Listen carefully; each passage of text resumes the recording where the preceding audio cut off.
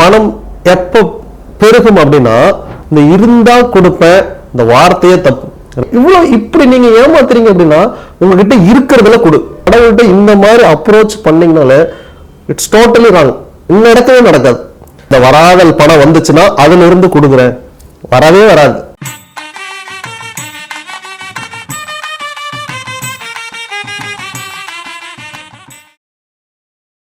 இந்த கடன் மிகப்பெரிய ஒரு நோய். இது பிசாசுன்னு சொல்லுவாங்க. கடன் ஒரு மிகப்பெரிய பிசாசு. அது இருக்கிறவங்க யாரும் நிம்மதியா இருக்கவே மாட்டாங்க.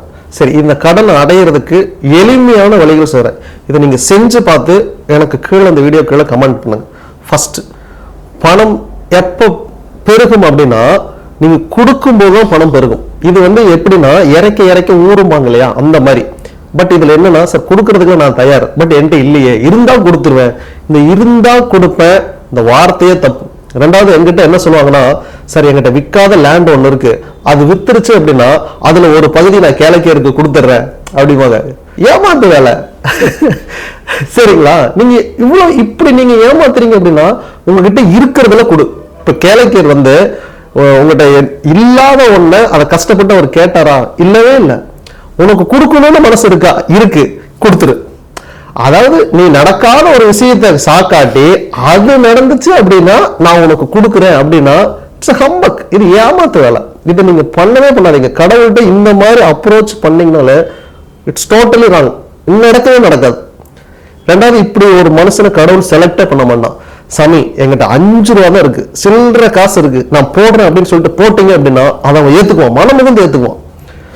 என்கிட்ட 5 ரூபா தான் இருக்குது, இதை போய் நான் என்னன்னு போடுறது யோசிக்கவே. உங்ககிட்ட இருக்கிறதான் கடவுள் கேட்பானே, எவ்வளவு இல்லாத கடவுள் கேட்கவே மாட்டான். 5 ரூபாய் தான் இருக்கு, 5 ரூபாய் நீ நம்பிக்கை நீ கடவுளுக்கு கொடு. இப்போ உனக்கு 50 ரூபா கொடுப்பான். 50 ரூபாயில நீ 10 ரூபா கொடு, 40 ரூபா நீ வச்சுக்கோ. 50 ரூபாய்க்கு பிறகு 100 ரூபா கொடுப்போம், 20 ரூபா அவனுக்கு கொடு, 80 ரூபா நீ வச்சுக்கோ. இப்படிதான் மல்டிபிள் ஆகும்.